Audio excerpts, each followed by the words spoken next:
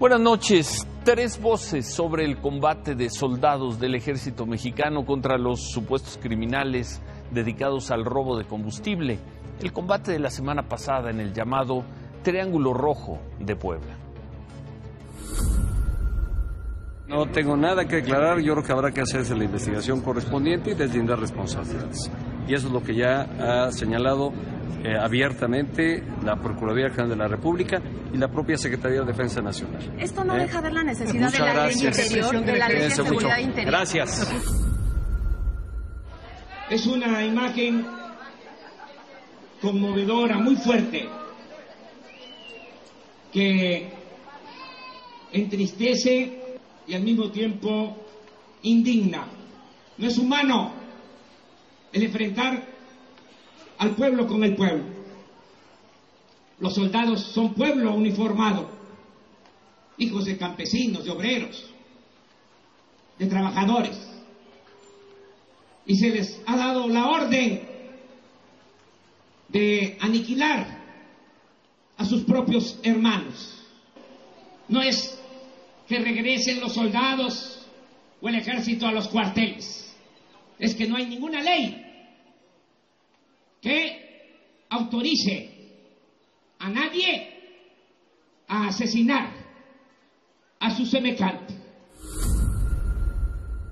López Obrador está aliado con la delincuencia organizada y quiere facilitarle el camino a la delincuencia organizada, retirando de las calles al ejército y a la marina.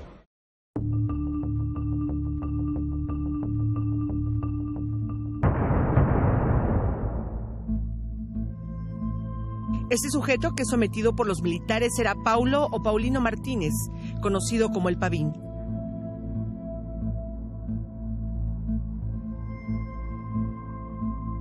Fue responsable de disparar por la espalda a un militar la noche del miércoles en la comunidad de Palmarito.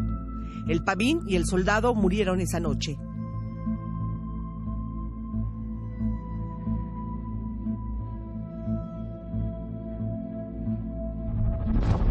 Sus familiares acusan que el Pavín fue ejecutado y negaron que fuera delincuente. La neta, se los juro, como hombre, si hubiera tenido un arma para responderles, yo me mato con todos, ¿por qué no? Por si me voy a morir. A mi hermano lo bajaron de la camioneta y lo pusieron un chaleco como madres y lo mataron.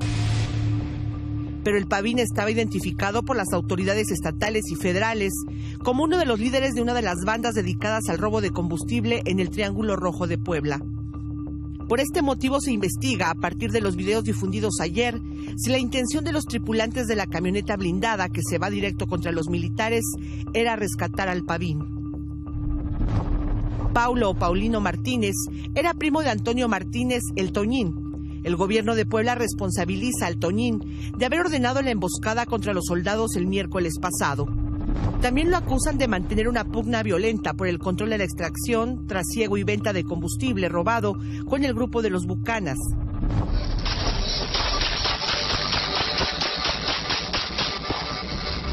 Él es Toñín, festejando su cumpleaños con una banda de pistoleros en su rancho, ubicado en el municipio de Quecholac. Presuntamente el Toñín habría estado también en Palmarito la noche del enfrentamiento, pero logró huir. Esto también es investigado por las autoridades estatales y federales.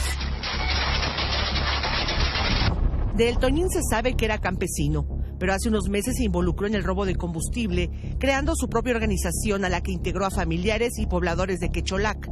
Además, expandió sus actividades a la trata de personas y venta de drogas. El Toñín es una de las piezas clave en esta historia. Las autoridades también investigan a otros personajes involucrados con el robo de combustible, secuestros y extorsión en la zona. A Ruselvi Vargas Hernández, alias el Ruso o el Rusel, y a Gustavo Adolfo Jiménez Martínez, el Vieja. Fuentes federales nos confirmaron que el soldado al que le dispararon por la espalda está muerto. Fue uno de los 4 militares muertos.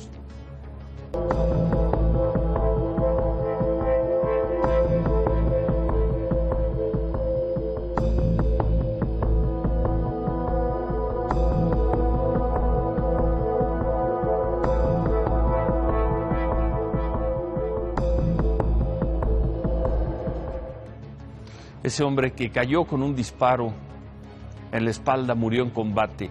Que no se olvide, una pincelada basta para definir una historia. Aquí la tenemos. Así se pelea contra los grupos criminales y sin que los políticos tengan tiempo para darles plenas garantías legales a esos soldados del ejército mexicano. Qué vergüenza de diputados y senadores, qué cobardía para tomar decisiones. Este jueves también tendremos.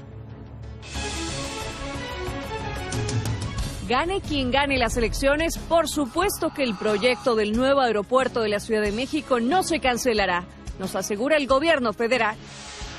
Los más importantes empresarios anuncian inversiones que generarán cerca de 1,5 millones de empleos este año.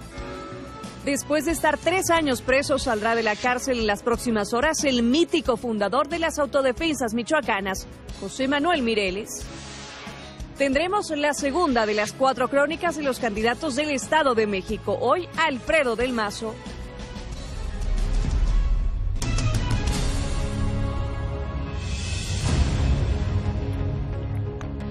La PGR recibió esta noche todas las carpetas de investigación de los enfrentamientos de la semana pasada en Palmarito, en Puebla. Desde esta tarde los peritos de la PGR se presentaron allá en la comunidad de Palmarito, donde se dieron los enfrentamientos del miércoles de la semana pasada, y pues están haciendo su trabajo, tomando pruebas en el lugar donde, nada más en ese lugar donde un militar y un hombre detenido murieron. El lugar del video que hemos visto, que presentamos ayer y que acabamos de ver. Sobre este tema, Excelsior va a publicar mañana en su edición impresa información sobre el robo de hidrocarburos. La mitad de las personas detenidas por este delito, son algunos de los datos, la mitad de las personas detenidas por este delito son liberadas cuando se les presenta ante el Ministerio Público. Según documentos de la PGR y Pemex, las razones por las que las liberan es pues porque no se hace una buena investigación o porque las pruebas que se presentan para acusarlos son insuficientes. Mañana la información más completa sobre este tema y sobre este caso. Los detienen, ya vimos cómo se les detiene, ya vimos qué tipos de enfrentamientos y la mitad de ellos salen rápidamente de la cárcel. El presidente del Senado, Pablo Escudero, pidió un periodo extraordinario para que se revise la Ley de Seguridad Interior, esa que tanto piden las Fuerzas Armadas y pues que según esto, ahora sí, los senadores le van o le quieren dar velocidad. Le dispararon a uno de nuestros militares que gana 7,000 pesos por la espalda, le dieron 8 tiros y no merece una voz de nadie, de ningún organismo, de aquellos que están preocupados por los derechos humanos. Ese militar que recibió por la espalda 8 balazos no merece unas palabras, no merece una racionalidad de qué es lo que sucedió ahí, por qué está sucediendo. Sin duda yo lo que diría es que tenemos que avanzar con los instrumentos, por lo menos que le tocan al Senado y a la Cámara de los Diputados, para tener, insisto, urge la Ley de Seguridad Interior para evitar que estas cosas pasen.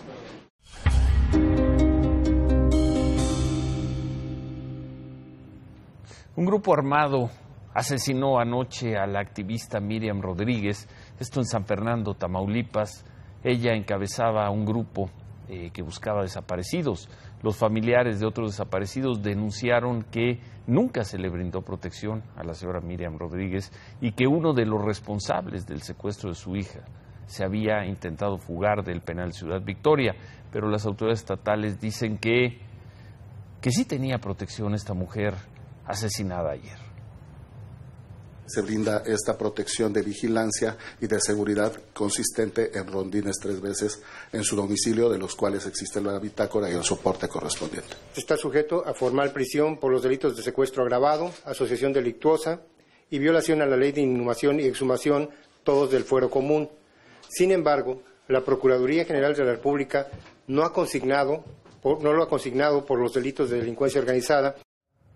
Otra vez las mismas historias y otra persona muerta, todo indica que a manos de los grupos criminales. José Manuel Mireles, el mítico, el simbólico fundador de las autodefensas de Michoacán, en el finales del 2012, 2013, va a salir de la cárcel en las próximas horas, está en el penal federal de Nayarit.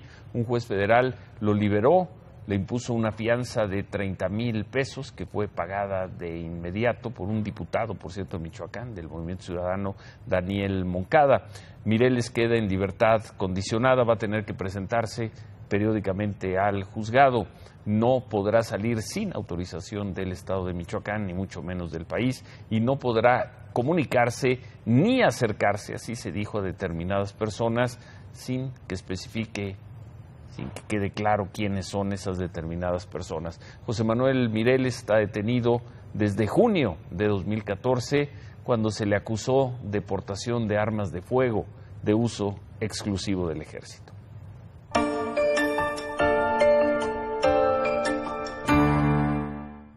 Directores de los institutos, facultades y escuelas de la UNAM, de la Universidad Nacional Autónoma de México, anunciaron que van a tomar sus propias medidas de seguridad en la universidad.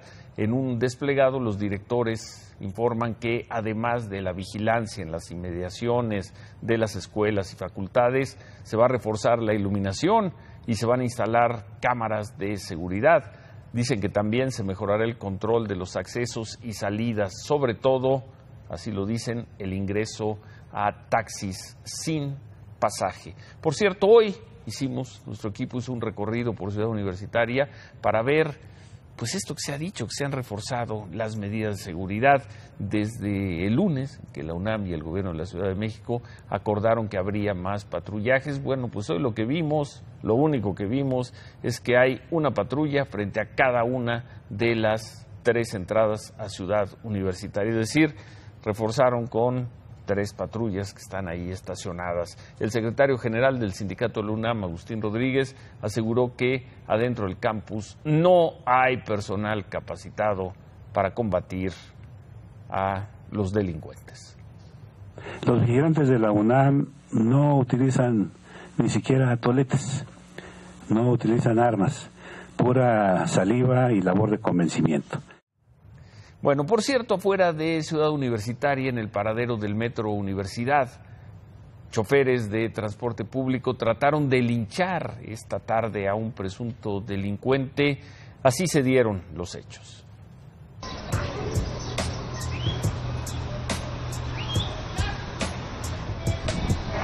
El gobierno de la Ciudad de México está monitoreando el lugar.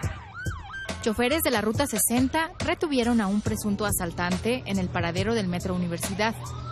Lo señalaron de haberle robado a otro chofer e intentaron lincharlo. El gobierno de la Ciudad de México... ¡No hay pedo, no hay pedo! ¡No hay pedo! Ese güey es la raza, ese güey es la raza. Elementos de la policía bancaria alcanzaron a rescatar al presunto ladrón y lo metieron a una patrulla. Asalta a los camiones, a los choferes. ¿Los asaltó hace rato? A mí, a otro cuate, a varios de aquí, al señor de allá, a todo mundo anda asaltando. Pero los transportistas se molestaron y les exigieron a los policías sacarlo para agarrarlo a golpes. De lo que. A ver. Los choferes atravesaron 2 camiones sobre Avenida Delfín Madrigal para impedir que se llevaran al detenido al Ministerio Público. Aquí todos los choferes estamos inconformes y no los vamos a dejar salir. El tema es... Minutos después llegaron más policías de refuerzo y esto enojó aún más a los choferes. Somos operadores aquí, estamos cada día y ese cabrón que sale y nos va a venir a dar en la madre. Después de discutir con los choferes y con apoyo de granaderos, los policías sacaron la patrulla con todo y detenido.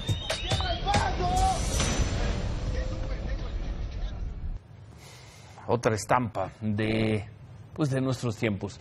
La Agencia de Inmigración y Aduanas de Estados Unidos detuvo a más de 1,300 personas, eso informaron, los acusa de tener vínculos con pandillas. La agencia explicó que estas detenciones se dieron entre el 26 de marzo y hace unos días, el 6 de mayo. Más de 900 de los detenidos eran ciudadanos estadounidenses, el resto eran extranjeros de 21 países distintos.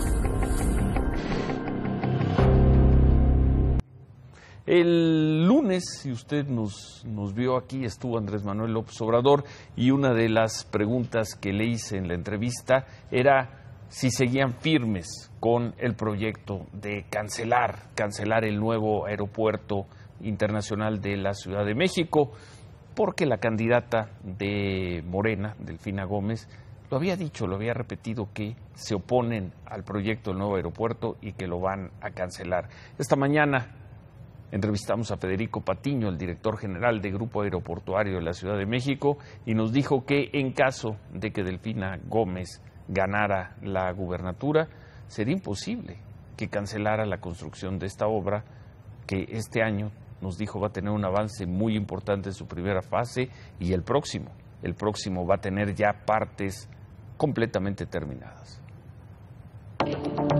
A 2 años del inicio de las obras del nuevo aeropuerto de la Ciudad de México, se ha avanzado en la nivelación de las 5,000 hectáreas que comprende el terreno y en la construcción de la barda perimetral, así como en la construcción de los 48 kilómetros de caminos de acceso.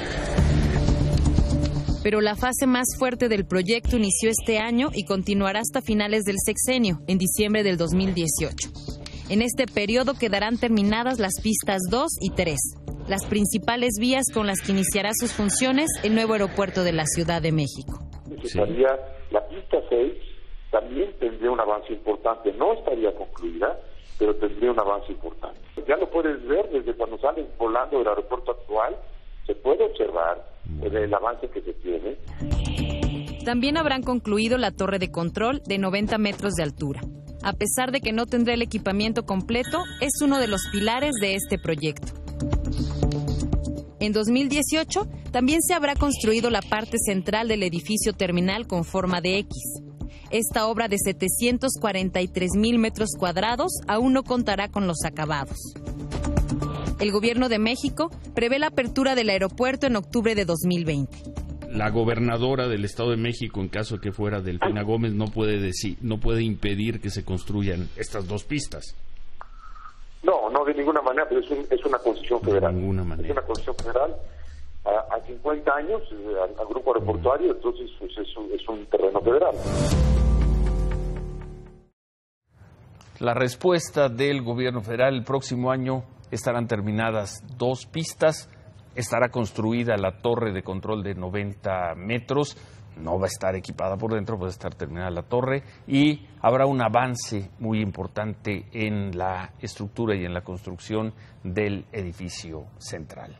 La Agencia de Investigación Criminal de la PGR informó que la Interpol detuvo a Valentín Castillo, el ex director de Auditoría Fiscal en Sonora, durante el gobierno de Guillermo Padres. Valentín Castillo fue detenido en el cruce fronterizo entre Nogales y Arizona.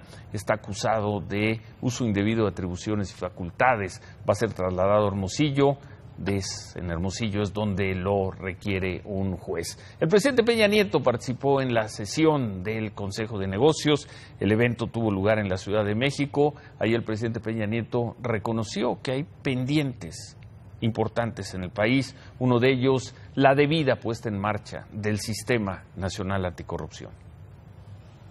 Esto nos permite crear instituciones, tener un marco de actuación para los gobiernos y para el ámbito público y privado, que convoca a las buenas prácticas, a actuar con auténtica integridad y para realmente asegurar que podamos gradualmente y en el tiempo ir desterrando lo que esta sociedad ya no tolera y permite más, que es la corrupción. En esta sesión del Consejo Mexicano de Negocios, los empresarios afirmaron que este año se van a invertir unos 31,000, un poquito más de 31,000 millones de dólares, y que con esas inversiones se van a crear 1,370,000 empleos en México. En la sesión estuvieron presentes una buena convocatoria. Estuvo el presidente del Consejo, Alejandro Ramírez, Alberto Balleres, Carlos Slim Domit, Valentín Díez Morodo, Eduardo Tricio, Emilio Azcárraga, Daniel Servitje, Ángel Lozada y Claudio X González, entre otros. Son 50 los empresarios que conforman el sólido Consejo Mexicano de Negocios, alguna vez llamado Consejo Mexicano de Hombres de Negocios, pero desde hace años participan también 3 mujeres, Blanca Treviño, María Asunción Aramburu Zavala y Laura Zapata. El Consejo Mexicano de Negocios nos enseñó de qué tamaño es la incertidumbre, de qué tamaño es el miedo a Donald Trump y de la renegociación del Tratado de Libre Comercio. De este tamañito, 6%, pequeñísimo, mínimo. ¿Dónde están los que lloraban, los que gritaban, los que decían que venía el apocalipsis, que se iba a caer el empleo, que se iba a caer la economía con la llegada de Trump y la revisión del Tratado de Libre Comercio?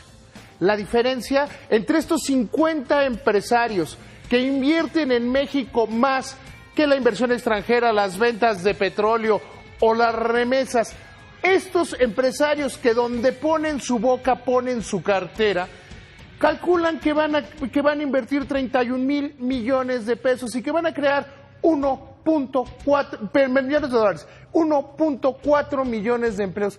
6.1% es el tamaño del miedo. Miren, deberían sentirse muchos los que hablaban del trumpocalipsis y todo eso, como el niño que lloraba y que veía monstruos cuando sus papás le enseñan que no esté, el petaquero no esté escondido en el closet, que no está Zully, el de Monster Inc. abajo de su cama, que la economía mexicana es muchísimo más resistente y que quienes la hacen fuerte, la iniciativa privada, los que invierten su capital, los que invierten su dinero, los que eventualmente se podrían ir del país si vieran una crisis, como lo hicieron los empresarios venezolanos, ellos son los que están convencidos de que el país funciona y que funciona verdaderamente bien.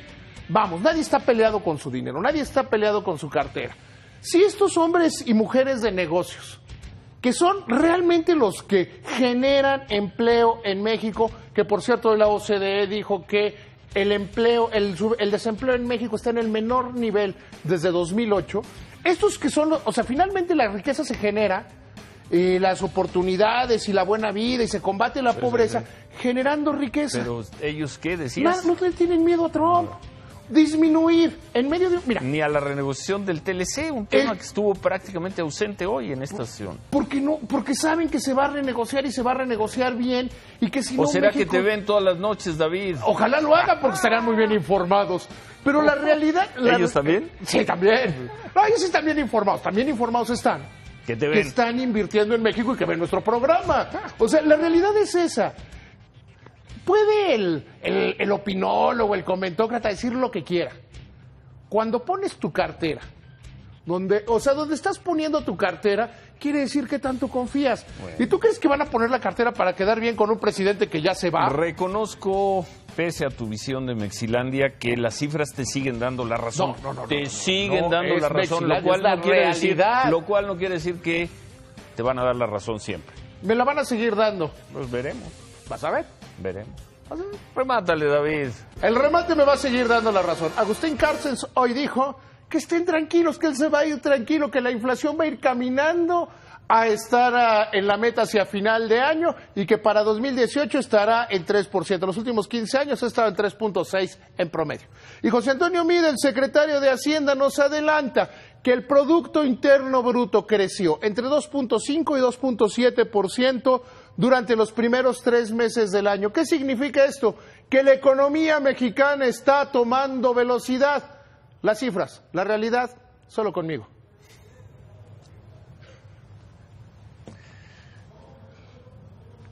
¿Qué más tenemos, Paola?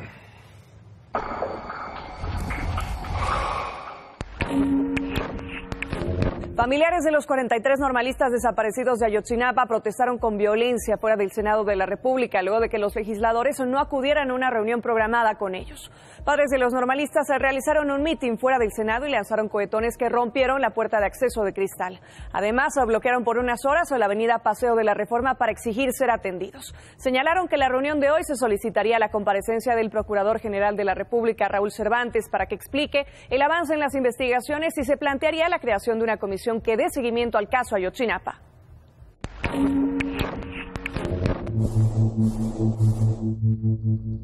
Un hombre fue asesinado y otro resultó herido luego de ser atacados a balazos esta mañana mientras circulaban en la colonia Emiliano Zapata en la delegación Coyoacán de la Ciudad de México. De acuerdo con testigos, hoy los hombres fueron atacados por sujetos que también iban en un coche con placas del Estado de México y lograron escapar. Elementos de la Secretaría de Seguridad Pública capitalina y de la Marina llegaron al lugar de los hechos para resguardar la zona, mientras que personal de la Procuraduría de la Ciudad de México iniciaron las investigaciones correspondientes. Hasta el momento se desconoce la identidad de las víctimas.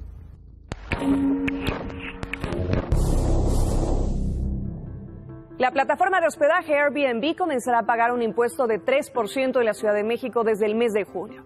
El acuerdo fue firmado entre la empresa y el jefe de gobierno capitalino Miguel Ángel Mancera. En el evento anunciaron que abrirán una oficina en México. El uso de alojamientos en Airbnb creció 189% en el país y 174% en la Ciudad de México. Además, Mancera aseguró que hay 62,000 casas a disposición de este servicio en la ciudad. Y solamente el año pasado Airbnb generó más de 1.500 millones de pesos a través de los ingresos de anfitriones y gastos realizados. También informaron que no habrán cargos extra para las personas que usen la plataforma.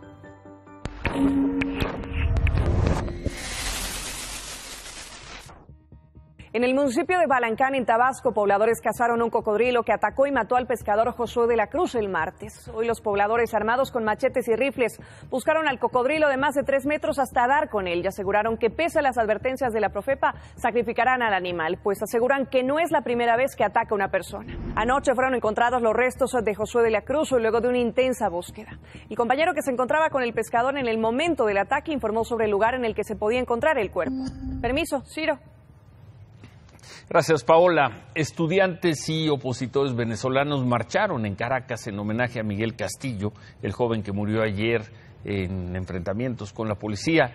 Son ya 39 personas las que han muerto en 41 días de protestas allá en Venezuela en contra del gobierno de Nicolás Maduro. Mañana se anuncian nuevas y fuertes movilizaciones. Yo le dije que no saliera, pero él quiso salir. No podía detenerlo, eso es lo que él quería.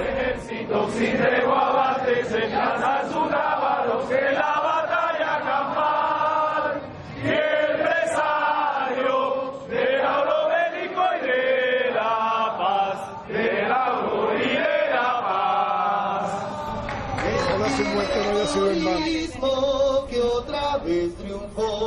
Nada más. Quaker State, tu copiloto deportivo, presenta. Ciro, amigos, ¿cómo están? Vamos con la actividad del día. Tenemos muchos goles y empezamos en Europa. Ya hay final de la Europa League, el torneo que está abajo de la Champions. Y se mete el Ajax, que no tenía pues ni siquiera la más mínima posibilidad, de acuerdo a los expertos, y pasó una época de muchos pesares, 21 años, y aquí estamos con Dolberg al minuto 26, el 1-0, después un penal a favor de Lyon al minuto 43, ganaron los franceses, pero ya había hecho la tarea el equipo holandés. Ahí está correctamente Lacazette con el empate, el propio Lacazette en tiempo de reposición en la primera parte, el 2-1, y Guessal consigue la tercera anotación, pero en 1992, última vez que ganó un torneo europeo el Ajax, y fue la UEFA. Y va contra el Manchester de Mourinho, que busca su 6º título en Europa. Empataron a 1 con el Celta. Aquí está Fellaini al minuto 16.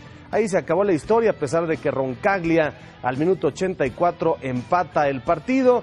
Y en la última jugada, al 95, Guidetti no alcanza a rematar, así que con un global de 2-1 el United también está en la final. Morelia frente a Tijuana, ¿qué les parece esto? El sueño de la Cenicienta continúa. Aquí está Sansores al minuto 10. Miguel consigue el gol. Lajú termina metiéndola en su propio arco. Después la lesión del goleador del campeonato, Rui Díaz, el peruano, se va y probablemente para toda la liguilla. Llegada de Xolos, fueron determinantes los porteros. Aquí está la jugada de Damián Pérez y vean al uruguayo Sosa, la tajada probablemente de la liguilla hasta ahora. Gran alcance. Y ahora Vilchis probando a Lajú y el joven reacciona correctamente. Achillier al minuto 73 retando a Lajú y controla muy bien el joven portero de los Xolos. Llegada de Avilés Hurtado y ahora es Sosa el que recuesta y desvía la pelota. Era el minuto 74 y al 83 una más de Jorge Zárate frente a Lajú que manda la pelota a tiro de esquina. La eliminatoria está todavía abierta. Atlas contra Chivas. Aquí está Javier López.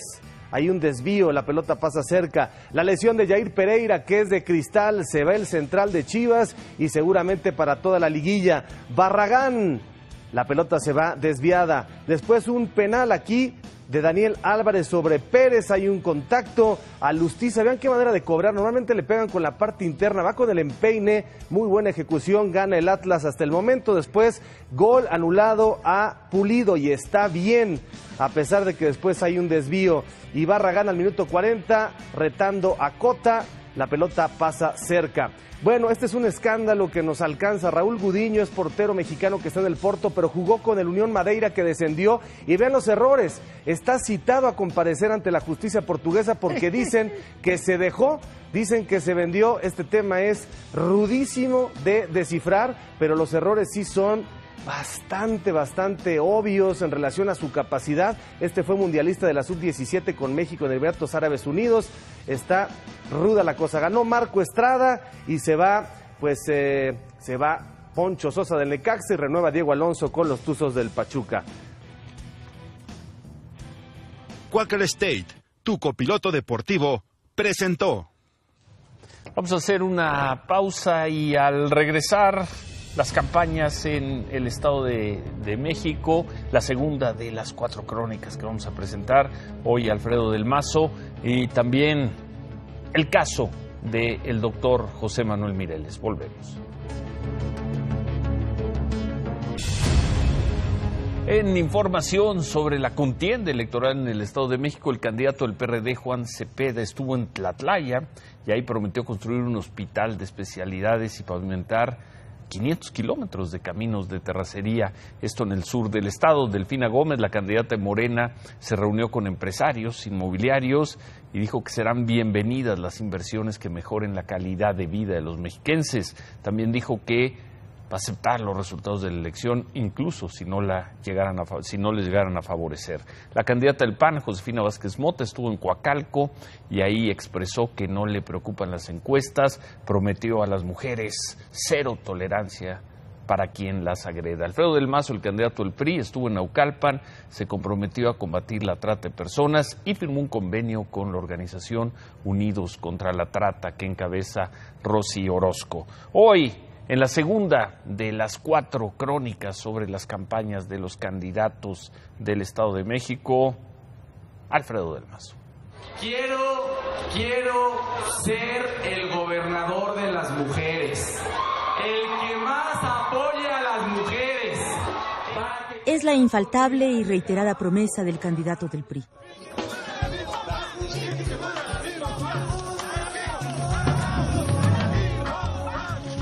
En busca del voto femenino, Alfredo del Mazo despliega su campaña rosa. Para las mujeres, vamos a poner unidades de transporte rosa. Y que vamos a traerles el salario rosa. La Universidad Rosa lo que busca es darle flexibilidad de horarios a las mamás. Y rosa, su diagnóstico de la realidad. Esa gran inversión, que es de las más grandes que se ha hecho en la historia del Estado de México, hoy en día se hace gracias a los gobiernos priistas. Y es que para el candidato del PRI, los otros contendientes no existen. Jamás un comentario sobre las abanderadas de la oposición, y menos una defensa a sus señalamientos de corrupción en torno al partido gobernante. Frente al problema de la inseguridad, promesas.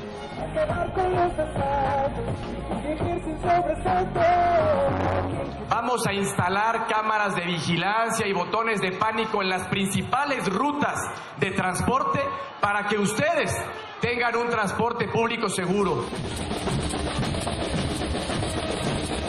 Y ante la amenaza de una alternancia, la maquinaria del PRI y sus operadores también en campaña.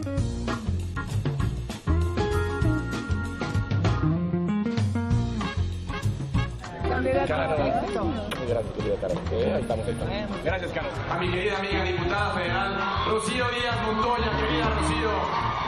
Aquí en Héroes de Tecámac, creo que solamente una vez se perdieron 2 casillas. Hace tiempo.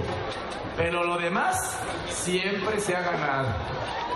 Tecámac va a ser ejemplo de todo el estado.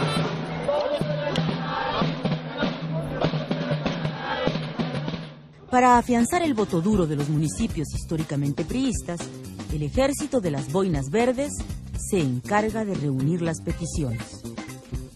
Yo pedí que se nos apoyara con apoyo a la vivienda, pie de casa. En caso de que el candidato llegue a quedar, ya yo puedo presentar esta petición para que nos apoye. Las más nutridas son las filas rosas. Se nos va a dar a las amas de casa, porque también tenemos derecho a un sueldo, más que nada. La movilización incluye cuadrillas de jóvenes contratados para el programa Tu Foto. Maestros de ceremonia que animan la espera. Pendones, calcomanías, baños, vallas, equipos de sonido, pantallas, prensa, organizaciones del transporte, comerciantes y filas. Muchas filas. La ruta 53, gracias. La ruta 1, la 51, la 46. Agradezco a todos nuestros amigos del transporte que nos acompañan el día de hoy. Nunca falta la música. También se asoma la duda. Claro. Mientras tanto, las porras y los piropos al candidato. ¿Es tu hijo? ¿Cuánto tiene? A ver. No lo vayan a machucar. Ahora sí, date la vuelta. Y ahí salió. Felicidades,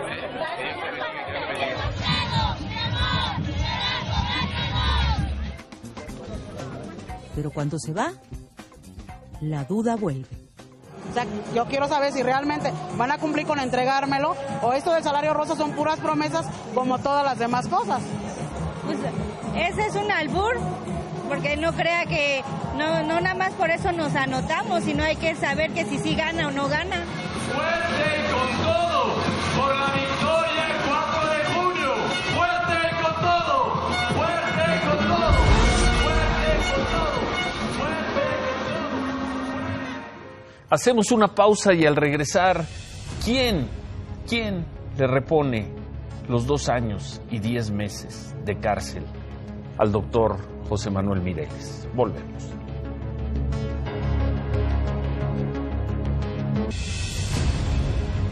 José Manuel Mireles saldrá de la cárcel en las próximas horas. Fueron 2 años y 10 meses de un encarcelamiento muy difícil de justificar. Saldrá pagando una fianza de 30,000 pesos. De ese tamaño habrían sido sus delitos y peligrosidad. Va a ser muy difícil rebatir que él no fue un preso político. Ya nadie le va a poder devolver a Mireles esos 2 años y 10 meses. Que quede cuando menos el registro de esta atrocidad. Atrocidad contra un hombre que luchó del lado del gobierno mexicano contra uno de los grupos criminales más violentos que recuerde la muy violenta historia nacional contemporánea. Se quedan con ¿Qué importa? Gracias, buenas noches, ánimo.